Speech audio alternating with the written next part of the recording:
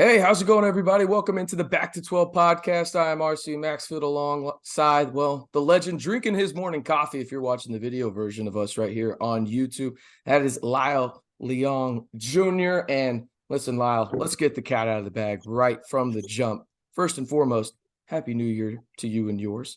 But second of all, 1,500, my guy.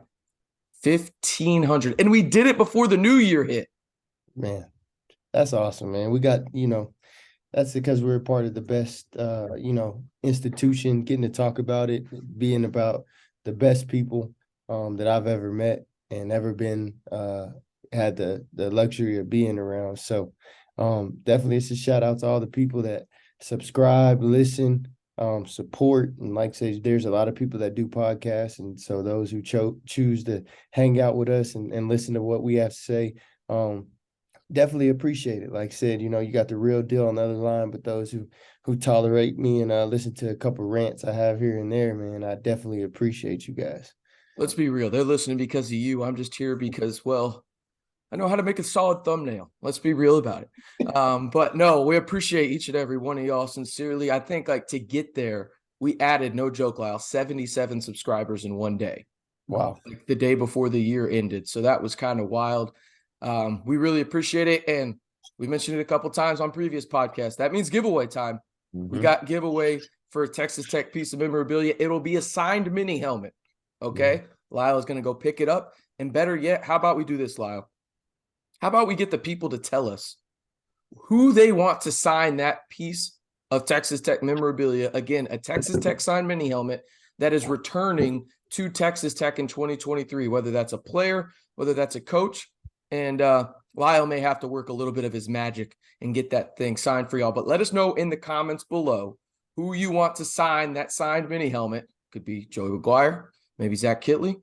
Hey, and we'll try and make it happen, Captain. But most importantly, thank y'all so much for just supporting us. Kind of crazy growth. I don't know about Lyle, but my goal this year was just to get 500 subscribers, and we tripled it. So that's up to you guys. Thank y'all so much for supporting us along the way. And like Lyle said, he's the one that's intellectual when it comes to this stuff. I'm just here because you can make fun of my face and my facial hair and stuff. So I'll try and stay around with that.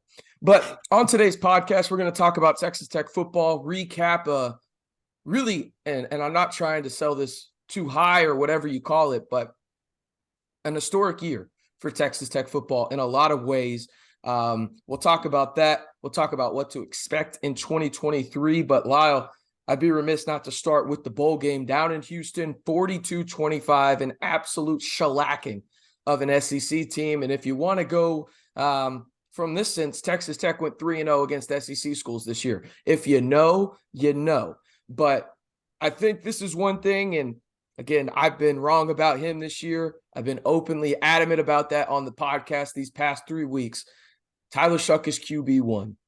Moving forward, he's shutting a lot of haters up. Maybe you can call me a hater if you want, Lyle, but what he's done the past 4 weeks in the way he's helped Texas Tech win in a multitude of ways. Think about it. They end the season 4-1. In the games Tyler Shough has played, he's 8-1 as a starter. I mean, you can't beat that, man. Like that. And at the end of the day, what are you trying to do? It doesn't have to be pretty, but as long as you get that W, that's all that matters. And Tyler Shough has been elite at it for Texas Tech so far. Yeah, most definitely. And he definitely, anybody that watches sports knows how important the quarterback is at any position. Any team that's won the Super Bowl, any team that's a top team in the NFL, they have a top quarterback most of the time. So definitely can't take anything away from him. He was awesome as far as he ran the ball a lot. He threw the ball a lot, 24 for 39, 250 yards, ran for 100 yards, total of 3 touchdowns. Not too bad, but I do want to credit also the rest of the team. I talk about that all the time. I thought the receivers finally did a better job of getting open and making plays and carrying the team. And like I said, it's like we talk about all the time, it's like a car. The offense, it doesn't matter if you have Tom Brady And he's a brand new Corvette. If you don't have a steering wheel, if you don't have the wheels, you're not able to drive. So it was awesome to see how excited they've been playing excited though. When they were not even, maybe not going to make a bowl game, those kids were out there playing excited. They're happy to be there. They want to play for McGuire. And like I said, it's an awesome feeling. When I was playing there, watching it, Coach Leach was there, 8-5 is a normal deal. Yeah. 9-4 is a normal deal. That Texas Tech was. And like I said, I definitely think, Texas Tech has never been elevated to a top tier program year in and year out. I think they have the capability. I think that they have to work probably a little bit harder than some of the other schools as far as OU, Texas, Oklahoma State. But like I said, with the new facilities that's going up with the NIL deals, man, they better watch out. So like I said, shout out to those guys, Coach McGuire and DeRuiter and my main man Kit. You know how I feel about him, but I love the fact that McGuire just lets him grow, lets him do things that he does as far as going for it on fourth down. Like, we've got to be top 5 in the country going for it on fourth down. We do it a lot, and there's a lot of times we haven't got the first down, but once again, that's a mindset, and once again, shout out to the Pirate, but that's a mindset that we took on with him. If he feels like it's right in his spot, if he feels like we're there, if the team is, then we go for it. And you're gonna win sometimes, you're gonna lose sometimes, but I think it's that mentality of, we're supposed to win, we're supposed to get the first down. And like I said, I don't think anybody in that Texas Tech locker room was surprised. I think it's a couple people watching were surprised. Sure. But I don't think anybody in that locker room was surprised. And, I appreciate them greatly. So I want to personally shout them all out last time. I was a part, we played Ole Miss in the Cotton Bowl, and they beat us. Revenge, baby. Yes. So it was awesome. I felt like I was, a part of it in a sense. So I think I was probably more excited than anybody in that locker room personally, but, heck of a job. But like I said, it at the end of the day, it's also a reflection of Coach McGuire, and what he's doing as far as, at the end of the day, him being the leader of that crew and people working with them. And like I said that a long time ago. Texas Tech has finally awoke together as far as boosters, as far as people, and it's I'm telling you, man, it's gonna be a problem because it's a cool place. Like we talked about. But we definitely were behind in some things. So I think once we get there, it'll definitely give kids an opportunity, because like I tell you, kids care about uniforms, they care about Jordan, Nike, Under Armour. They care about that stuff, no matter how much people want to listen to what I'm saying. Location, they care about that stuff. And so I also think that they've done a great job of getting these West Texas kids too. So a lot of these kids know this. I'm from Abilene. When I got there, it's the same as Abilene to me. So I loved it. That's what I knew, what I grew up with. So shout out to those guys, and I'm excited to see what they got going on, this upcoming season. Dude, I this is the standard now. Like, and I know that's probably not fair. But when you so far exceed expectations in year 1, you have to elevate them in year 2. And the way that this staff came in, and it wasn't always pretty. I was super critical of them. Lord knows that at some parts. But I think the thing that impressed me the most this year was really 2 things, actually. First and foremost, the buy-in. That's impressive as hell. Like, you've been in a locker room. It seemed like to me every single person bought in to what Joey McGuire and this coaching staff and everybody just wherever in this building bought into it. They all bought into it. And I mean, I'm sure as a coach, that's probably one of the hardest things you can do. It's just the buy-in, right? Like, that's one of the hardest things to do. And it seemed like they all bought in. But the other thing that really just kind of stood out to me was how this coaching staff adjusted to players that weren't theirs. Right. And again, and I think that that's something that, we've talked about a couple of times on here, and people have not liked us for it because they said, oh, well, Texas Tech is talented. Of course they should adjust. Well, yeah, I guess in theory, but if we want to be brutally honest, coming into this year, like, Texas Tech had some talent, but they probably shouldn't have been picked above 8th. They were Yeah. picked 9th. Like that's not disrespectful to those guys. It's just like, what have you done to prove me wrong?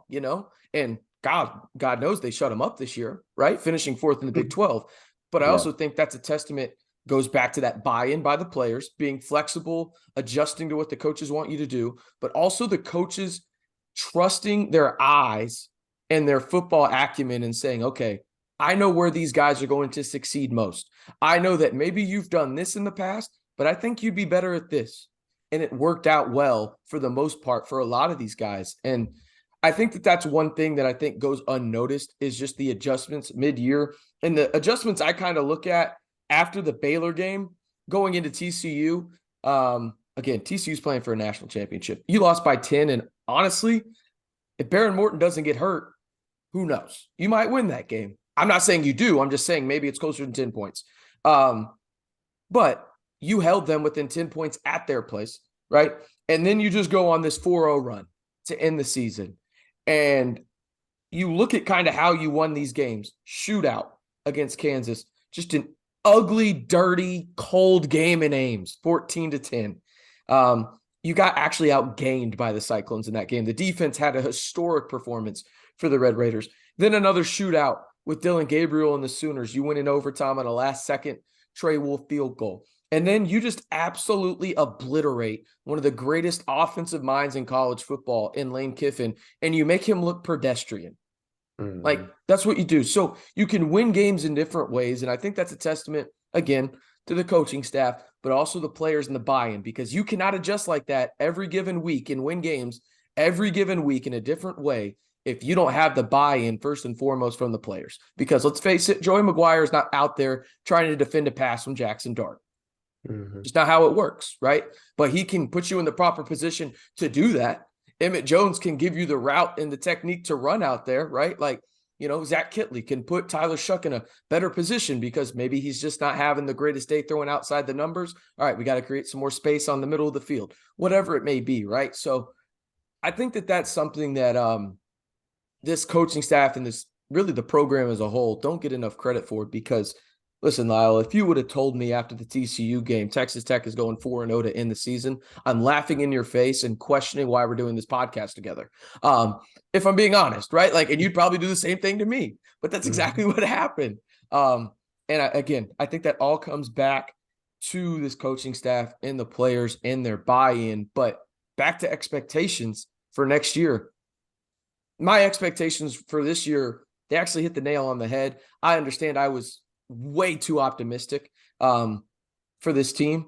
Worked out for me. I said they'd win 7 games. I also thought they'd lose the bowl game, but here we are. They won it. Doesn't matter, right?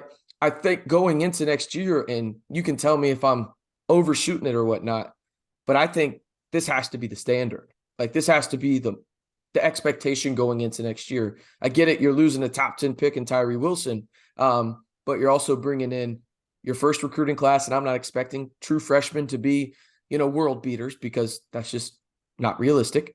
But I do think that this team is going to be a lot more talented in places that they needed to be a lot more talented at, starting with the offensive line. Right. No, I agree. I think, I think seven games is something to shoot for. 8 games, of course, as you want to win 1 game a week. That's what you're aiming for. But if we're being honest, I think that's one thing that we have to get better. I always say that as Texas Tech fans, we have to get better. Yes, we had a good year. Yes, we finished strong. And yes, we have the expectations, but I mean, I've seen people saying, "Oh, we should win. We should be second." It doesn't work like that. Your team. It's a weekly game. Yeah, it's a weekly thing, and the one person, like, you don't know if Shutt's coming back. You don't know if one person makes it. It could be one person that makes a difference. So, I like expectations. I think they're cool, but you never know on expectations in a sense of who would have came up. Like I said, I don't really talk about myself, but if you were to tell me in 2007 when I weighed 150 pounds that I was gonna do some good things. There's no way Mike Leach would have said, yeah, I got him because I knew he was in. There's no way. Yeah. Like he saw something, but there's no way. So I think we have to have real expectations in the sense of like, yes, they did more than they were supposed to. We're expecting them to do that, but these are still not their players. Yes, they're getting some in, but these aren't their players. And what are the new players that they're getting? How are they going to fit into what they're doing? Yes, I saw we got some 4-stars and all that good stuff, but how will they fit into the offense? And I think that's another thing that people just don't realize, even with the receiver that we got from Austin P. Yeah, he's fast. Yeah. And yeah, but I've seen stuff acting like he's the second coming to Crab, and he might be. But people got to understand, it's a different level from when you're going Austin P to Big 12. Difference is Big 12 people are just as fast and bigger. And it's just like high school for those who don't understand. I coach 4A. From 4A to 5A, it's a big difference. From 4A to 6A, it's stupid gigantic. Yeah, you know, I watched 4A play and then I watched DeSoto play. DeSoto was at the Cotton Bowl I was at yesterday, and we were waiting in the line to get like concessions with them. And I was like, how the hell is this guy 15? Yeah. He said he was a sophomore. He was like 6'6". Yeah, at least 215, maybe 220. And I was like, what? Like, how are you a mountain and you barely hit puberty like 4 seconds ago? Like, what are we doing here? You know? Yeah. It's just frustrating when you lived your whole life, lift weights, and you still weigh 160, man. It's not It'll good. Pay off for us in the long run. We'll be all right. You know? But I think people just got to understand though, man. You see guys coming from different, even the guy from Western Kentucky, you know, our lineman. I know he got injured, but some of these guys are coming up. It takes them a second to adjust. When you know, and no disrespect to anybody at that level, Austin P is still Division I, still cats that could play. But I'm just saying, you know, there's difference when you get up there and there's a 6'2" cornerback that runs a 4.43. For me, Jimmy Smith, you know, like that's one of the the best corner I've ever played against. And it's just a different level. You know, I played against cats and we played Weber State. Oh man, this guy, boom, boom. And I go out there and I'm like, you know, I'll never forget that day. I asked my coach, I was like, hey man, who's that linebacker? They was like, oh no, that's the cornerback. And he's gonna be covering you all game. I missed the whole first quarter. Stomach was in shambles. And you know, second half. Good thing Twitter wasn't around back then, huh? Man, but I was really shook. You know what I'm saying? It really was shook because he was looking monstrous. And I'm just like, why he choose me? All these other folks are somebody else. But I think just the level of them understanding, it may take time to adjust. So I think overall, that's what it comes down to. How are they able to adjust, whether they were 4 stars and 3 stars? Do they fit that system? You know, do they do that? And I think that's the biggest thing. So expectation wise, now if we go into year 3, year 4, and these guys are rolling in and they're winning with these recruits, okay, then the expectation can be set at a high standards of that. But Texas Tech hasn't won 8 games in a long time. So the fact 2013 that we won this year, the fact we won this year does not mean everybody's like, oh, we're automatically should win 8. It's a failing season if not. No, if we have a win, it's a good season. Yeah, I think, and when I say I think this should be the standard, what I mean is, hey, this should be one of those things where it's like, if you win 9 games, awesome. You know what I mean? Like, you should not go into next season expecting to win 9+ games. I don't think that that's the case. But I do think that with the bowl game, you should be able to expect, you know, maybe 8 wins. Right. So that obviously means 7 wins in the regular season, bowl win, or maybe you win 8 games in the regular season and you lose your bowl game. Yeah, I think that's high, honestly, though. But here's the reason I don't. And it's because Tyler Shough's coming back. If Tyler Shough stays healthy, I think in year 2 with Zach Kitley, you're going to see a guy that's just kind of got that FU mentality. Like, you've already seen it. And I think that here's another thing, too. I probably wouldn't be as high on Tyler Shough if it wasn't for the fact that we've seen him win games in different ways. Like, if it was just in one lane, for example, it was like every game he's won is a shootout, I'd be like, I don't know how I feel about him if it's a close game and it's got to be, nitty gritty, 17-14 or whatnot. But he's done that, right? And he did it in a place where, I mean, you know it, as well as I do, Ames, Iowa, Texas Tech does not win football games there. They just don't. And that's where they won 14-10.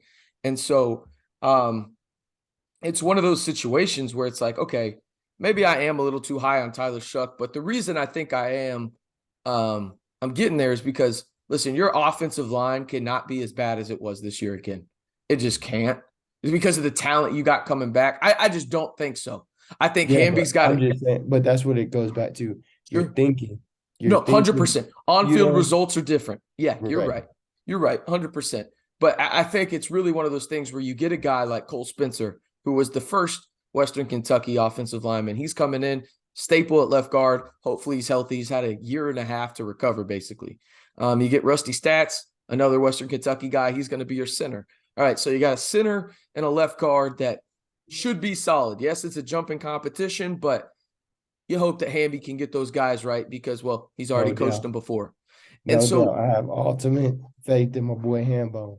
And then you think, okay, you got a couple other guys that maybe you can mix and match and put guys in better positions at that point. Because I think Texas Tech has some talent on the offensive line. It's all about consistency at this point and finding their right spot. But I think that that's probably a cop-out answer, and people would be like, well, RC, that's all that really matters when it comes down to it. Well, yeah, you're technically right. But I think that's the truth. But another thing that I think is going to be fascinating, and you and I have, I don't want to say complained, but we've definitely discussed it ad nauseum this year, is where the hell is the speed in the wide receiving core? Like, where is it, right? And I'm not trying to say that Dre McCray is a savior. I'm not trying to say Tyrone West is a savior, the incoming freshman. But at least Texas Tech has threats to take the top off of the defense now. And you got guys like Loic Fouonji, who, if he stays healthy, I think he's arguably your most talented wide receiver. Then you got a guy in Jerand Bradley, right? Like, you would know more about the wide receivers, obviously. But the thing is, for me, is when I look at this team, the guys coming back, all the coaches coming back, at least right now, I don't think expectations can be lower than 7 wins. I think they have to at least be right there, if that makes sense. Yeah, and I definitely agree with that. But I feel a little differently, about the receivers. I don't think it's speed, honestly. And going back, I don't think Danny was fast. I don't think Eric Morris was fast. I don't think Crab was fast. I wasn't fast. I just think that these guys have got to understand. And I'm not pointing fingers at any coach, any kid, but they got to understand what the game is. That's one piece of advice I learned from Crab, who just got into the College Football Hall of Fame. So I think he knows a thing or two. Pretty good recommendations. Right. These young receivers got to understand. I don't think they understand the game as well as they need to understand.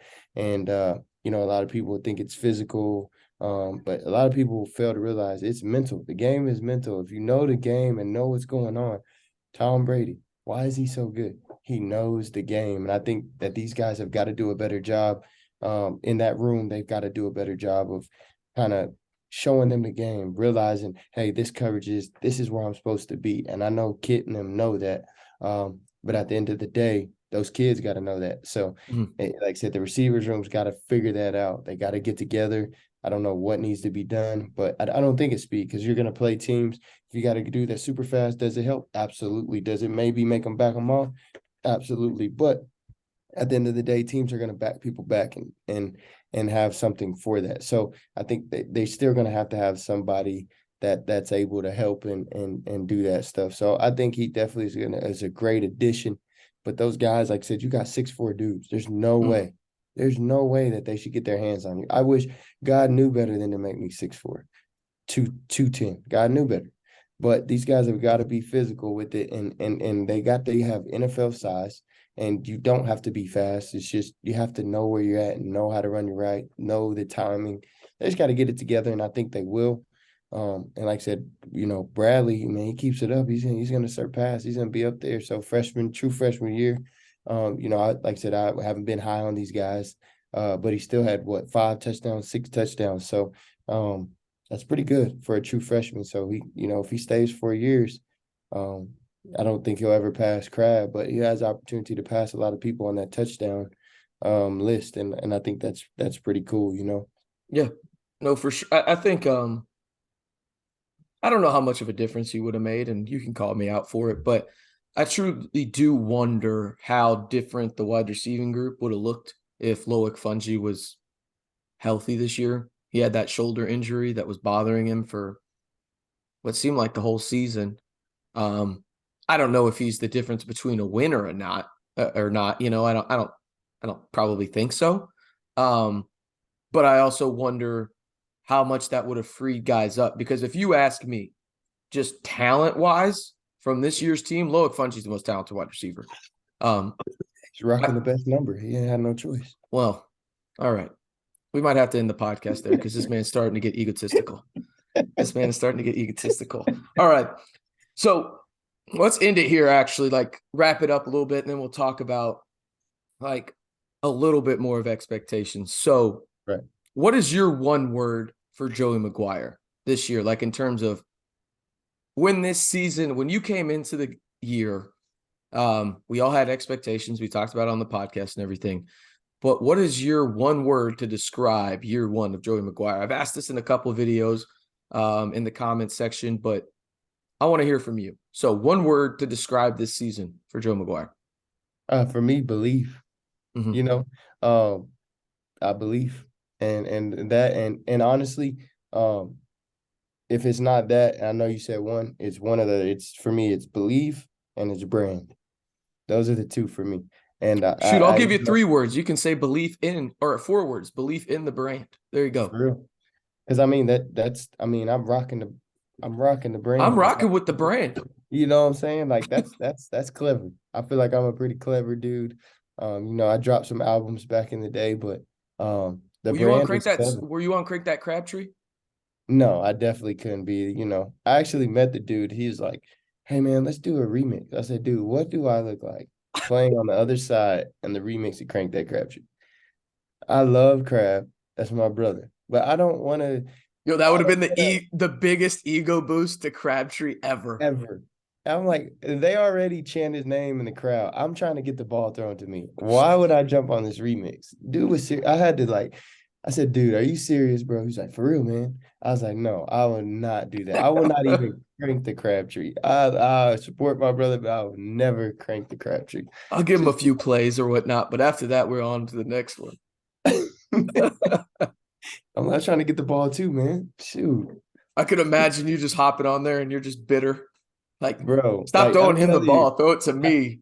Have you ever seen the student section? You look out there, you're in the red zone. They're doing the whole Crabtree thing, and you know you're not getting the ball. Like, do you know how sad that is before the snap? Like, just to see 60,000 people doing it. Like, dang, they probably don't even know I'm on the field. It's crazy. But, I mean, he made it happen, and he deserved all that. But just to get out there and think before the snap, you know, as a receiver, you don't never know if you're going to get the ball. But I could tell you, when you look in the stands and see 60,000 people doing Crabtree, you know you're not getting it. I can tell you that for a fact, Jack. So your one word is belief. Belief. Okay. Mm-hmm. As we sidetracked from a Crank That Crabtree story. But yeah, I think I'm right there with you. My word was going to be brand. I don't think Texas Tech has had a brand since you played football there. Yeah, for real. I mean, think about it. Like, obviously, Tuberville, we know that situation. Shout out to Tubbs, though. I'm sorry, man. I know people don't like Tubbs, but Tubbs is good to me. You are closer to him than 99.9% of the people listening. So you can say what you want, my guy. Cliff was Coach Bro. Like, it was cool in the moment, but like, I think looking back at it, like, it was needed in that moment for Texas Tech, but if we were being realistic about it, probably was doomed from the start. Obviously, Matt Wells, that just was shit from the jump, if I'm being real about it. And so you think about all the scrutiny that Texas Tech, mostly Kirby Hocutt, got for firing Matt Wells midseason. I still think of Joel Klatt in that tweet where he was like, Texas Tech fired their coach at 5-3. How do you expect to build a program and a brand and player belief? And I'm like, damn, Joel, I really like you, but this tweet aged poorly. I mean, my God, that might be the worst tweet I've seen about an athletic program, maybe in the history of Twitter. And we both know Twitter has an awful lot of bad takes, and some of them include mine, right? Like, it is what it is, right? But that might be the worst. Like, I can vividly remember, how do you expect players to buy in if you do this? Well, you got it just that. You have a brand. And I think that that's something that, if you ask me, listen, 8 wins is phenomenal. But if Texas Tech missed a bowl game this year and would have gone 5-7, but you could tell that there was belief in the brand and it just didn't work out on the field, I think it would have been successful. Because all you want in year one of a head coach is to lay that foundation where it just doesn't crumble out over the weight of year 2, 3, hopefully more and more, right? I don't see any situation like where Texas Tech may have a bad year here or there, right? But I don't see any situation where this brand that they've built doesn't succeed. Because if you get players to buy in that quick, that's literally 90% of the battle. Everything else can take care of itself if you've got the right coaches in place, if you've got the right people in place in terms of the recruiting aspects, the academic aspects, let alone the donor aspects of it all, right? There's no way this foundation can fail. And so I think just brand is something that Red Raider Nation has been just hungry for literally what? Over a decade, nearly 15 years, man. And they finally got it. And again, that's not to say that there won't be one season where it's just like, man, we suck. Like, it happens to everybody, right? Like, that's just how it is. But there's also that foundation of those seasons are going to be few and far between because of what this brand is about and the guys that they have in place. And I also forgot to mention this earlier in the podcast. I think it's arguably one of the biggest factors this offseason that you're going to lose no coaches. Like, if you haven't lost any coaches yet, you're probably not going to lose coaches, right? Because we know how that works. It's like a 48-hour to 96-hour frenzy where it seems like everybody's moving across the country. You still got Tim DeRuyter. You still got Zach Kitley. You still got Hamby. You still got all of these guys in place. James Blanchard on the recruiting side, right? Like, I don't think that can go understated that you're keeping these guys here and you're getting these facilities, albeit maybe a few years too late, but better late than never.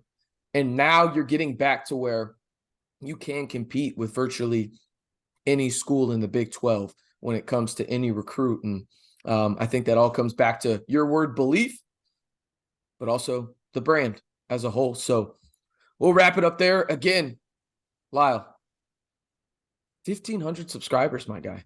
Hey, man, shout out to the people, man. Shout out to the people, bro. Man, wow. If you want to join the crew, hit that subscribe button.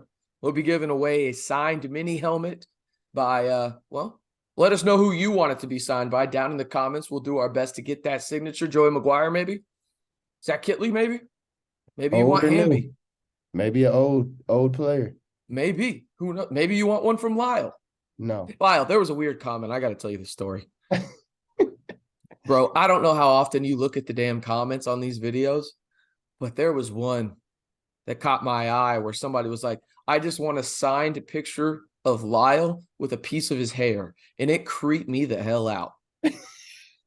Bro, I was like, did your wife get on here and comment that? Like, is that your wife's burner? What's going on here? Nah, she gave me couch treatment last night. It wasn't her, brother. She said she needed the bed to herself. Well, it happens sometimes, my guy. It happens. It happens for sure. He's Lyle. Lyle, where can they follow you on Twitter, my guy? They can follow me at Coach LLEONG. And you can follow my main man at RCMB323 again from both of us. Thank y'all so much for getting us to 1,500 subscribers by the end of the new year. Lyle, what do you say 5,000 be the goal by the end of 2023? Let's shoot for the stars, my guy. Hey, Kevin Garnett said it best. Anything is possible. So hey. I hate Kevin Garnett. I'm more of a Dirk guy, but I get it. It's a cool saying. Guy's just annoying in my opinion. Dirk, #1 power forward of all time. He's Lyle. I'm RC. Appreciate y'all tuning in to the Back to 12 podcast. Once again, hit that subscribe button to stay in the know on everything Texas Tech athletics all year long right here on the Back to 12 podcast channel.